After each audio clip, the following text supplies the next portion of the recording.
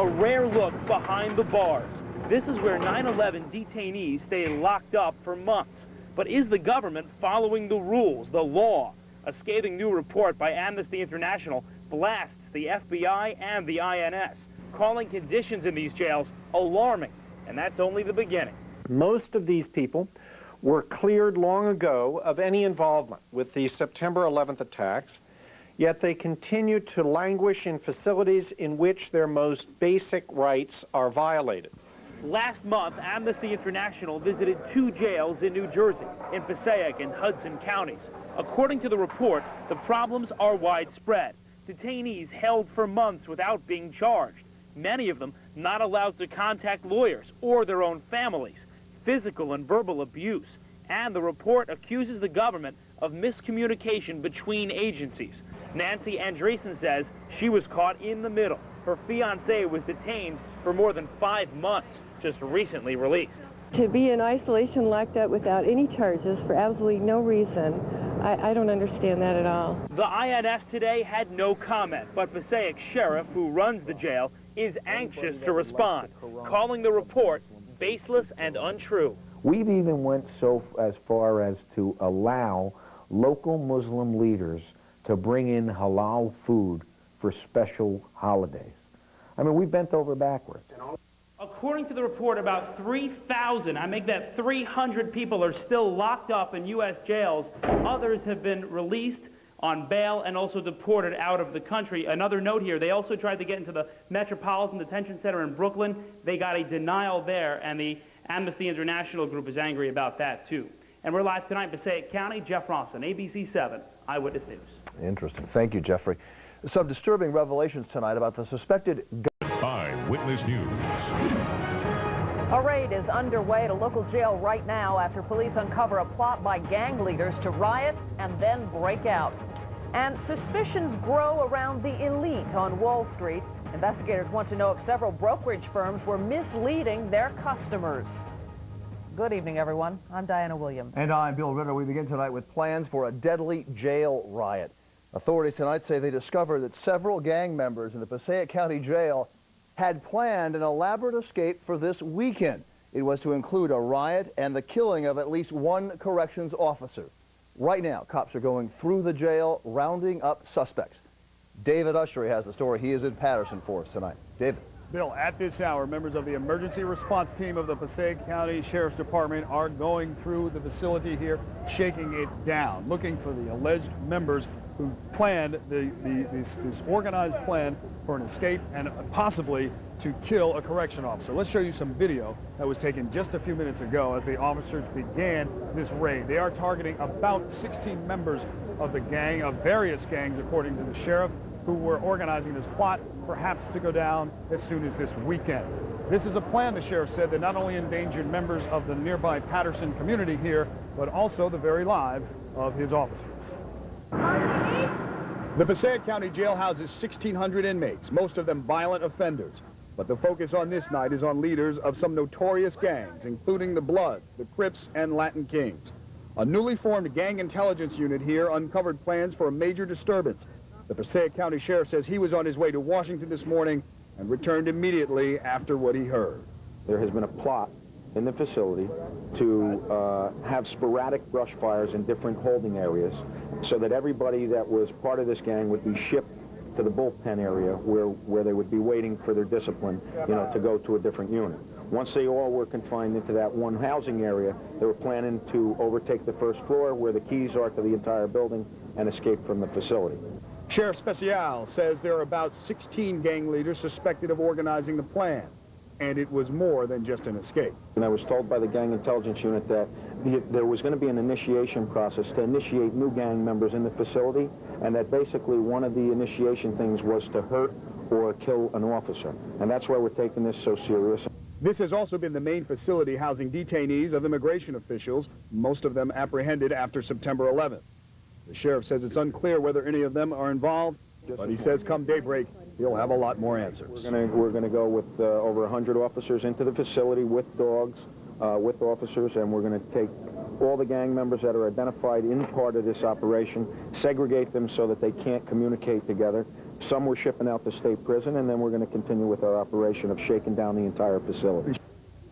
Sheriff Speziale was elected in January, and he set up this gang intelligence unit, so perhaps he's more than anxious to show off some early results. He wanted the cameras here, he said, because he wanted to send a clear message that this kind of activity will not be tolerated and the response will be swift and decisive.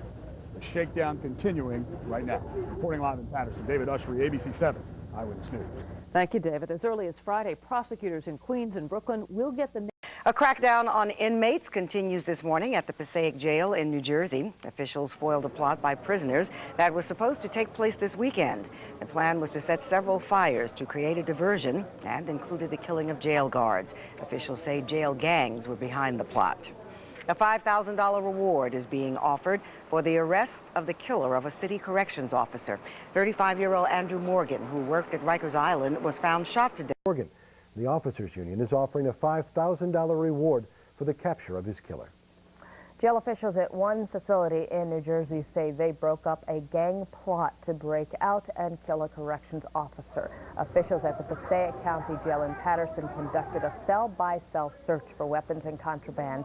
They say the plot was hatched by members of the Bloods, Crips, and other gangs. The plan, had it been carried out, involved setting small fires. The inmates would then overpower the guards who responded.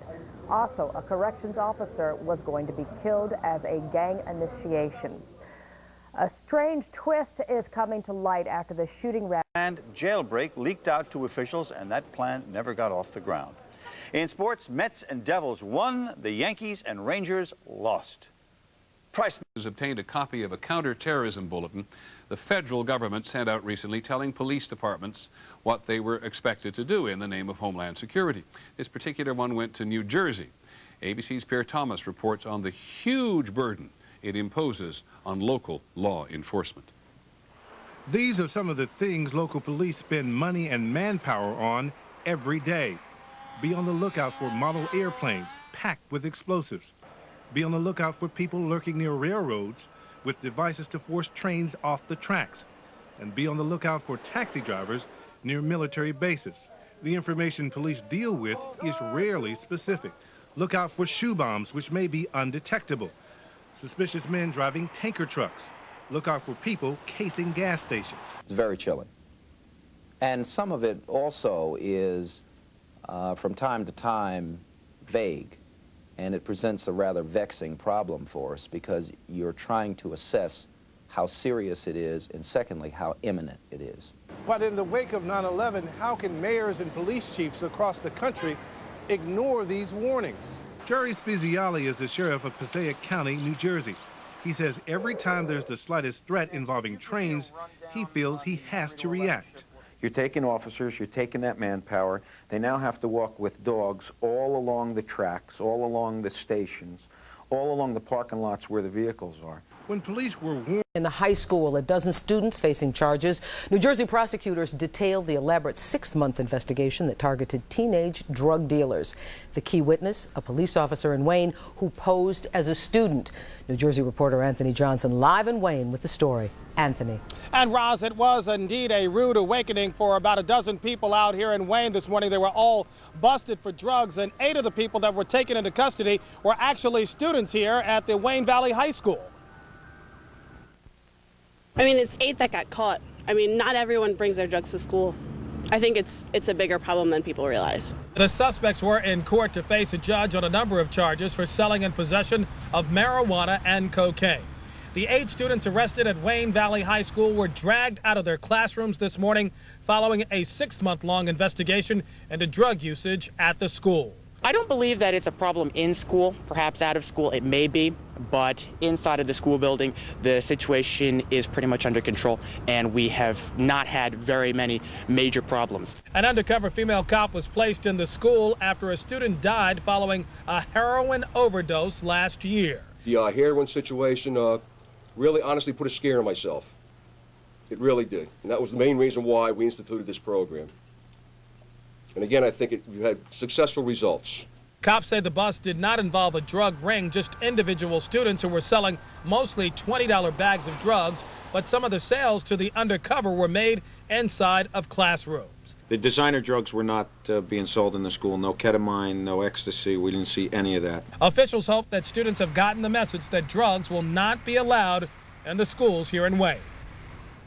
And one of the students that was arrested and has already been released but did not want to talk to reporters on camera did tell us that she felt that she was harassed by the undercover cop into finding the drugs. Now, there are some 1,400 students here at the Wayne Valley High School, and officials say they don't believe they have a big problem with drug usage among the student population. Live in Wayne, Anthony Johnson, ABC 7 Eyewitness News. All right, Anthony, thank you. Plainfield police are investigating the murder of a 24-year-old woman. Cops are calling it Operation Back to School, and it was aimed at stopping drugs from being sold. Dave Barker is here with details. Dave? Harry, there have been 3 drug overdoses at the high school in Wayne, New Jersey over the past year. One student, in fact, even died after a heroin overdose there. And that was the beginning of an undercover operation to find out exactly what kind of problem there was there. Well, today, the payoff. Officers invaded Wayne Valley High this morning. 8 high school students were arrested, along with 4 non-students. Kids today all talking about the same thing, and opinions definitely mixed. It's 8 that got caught. I mean, not everyone brings their drugs to school. I think it's a bigger problem than people realize. We have not had very many major problems. In fact, not very many minor problems as well. Sheriff Jerry Speziale tells us an undercover officer was inside the school for months buying drugs. End result, he says, was actually good news. People believe that there was a systemic heroin problem. And in fact, you know, the good news is there is not a systemic drug problem with heroin. In fact, there was, you know, small factions that were involved with marijuana and some cocaine. And you know, there was one person involved with a dangerous and dirty work. It was a Passaic County Sheriff's officer, a female, 21 years old, right out of the academy, posing as a high school student. This was someone that went to the schools and obviously looked for anybody that was selling drugs in the schools. And she made all 11 buys. That's correct. The sheriff tells us only the superintendent and principal knew, but ask others like this unidentified student, and you'll hear something far different. I knew it was coming. Everyone in school knew it was coming. We just didn't know when. And we all had a feeling that the girl that sits behind me, the undercover police officer, we all thought she was. It was an operation organized by the Sheriff's Office and Passaic County prosecutors. The suspects were arrested on various felony drug charges this morning, all out on bail tonight. Brenda, back to you. Thanks, Dave. A case of meningitis has scared parents at an elementary. Like, deserves to get arrested, in my opinion, but then there's some kids that, like, really, it was a surprise, and I don't think they deserve it. The arrest of a dozen people, including 8 students for selling drugs at Wayne Valley High School, sends shockwaves throughout the school. Welcome back to News 12 New Jersey's Night Edition. I'm Tom Layson. And I'm Janine Strafasi. Thanks again for being with us tonight. It's the result of a 6-month undercover investigation by Passaic County authorities. Now some students at Wayne Valley High School are charged with selling drugs to an undercover officer posing as a student at the school. News 12 New Jersey's Sherry Hensley has more. It's just like surprising that this is happening. I didn't think it was ever going to happen. Yashanya Puchetta is shocked by the arrest of one of her best friends. The student is one of 8 at Wayne Valley High School, now charged with selling drugs on school property, including classrooms and off the premises. Well, that was not a surprise in Wayne Valley. It was just surprising how far it got to like the point that they're just like calling people out of class. The students were arrested during first period. 4 adults not connected to the school were also arrested. It's the culmination of a 6-month investigation police call Operation Back to School. An undercover sheriff's officer actually posed as a student. The undercover agent had to first of all get into the school, second of all gain the confidence of people that the undercover agent was dealing with, and then make the buys. The superintendent's office contacted Passaic County authorities asking for help after 4 high school students overdosed on heroin last year. 1 died. An undercover investigation was the only way school officials could find out if they had a major drug problem here. The heroin situation really honestly put a scare in myself. It really did. And that was the main reason why we instituted this program. This is good news and bad news. I mean, the bad news is obviously there were drugs sold in a school. The good news is that this was not a large-scale drug operation. The sheriff says the undercover officer made 11 buys, all for small amounts of marijuana and a small amount of cocaine. Now everyone's afraid that they're going to get rat out. I guess it'll make people think more about doing stuff in school like that. Precisely the goal of authorities to keep drugs out of schools. In Wayne, Sherry Hensley, News 12, New Jersey. Well, the students now face expulsion. The police chief says his officers teach anti-drug seminars several times a year throughout the township school district. In addition, police have randomly brought in police dogs to check students' lockers to prevent the use or sale of drugs. An insurance executive is blowing the whistle on his former employer and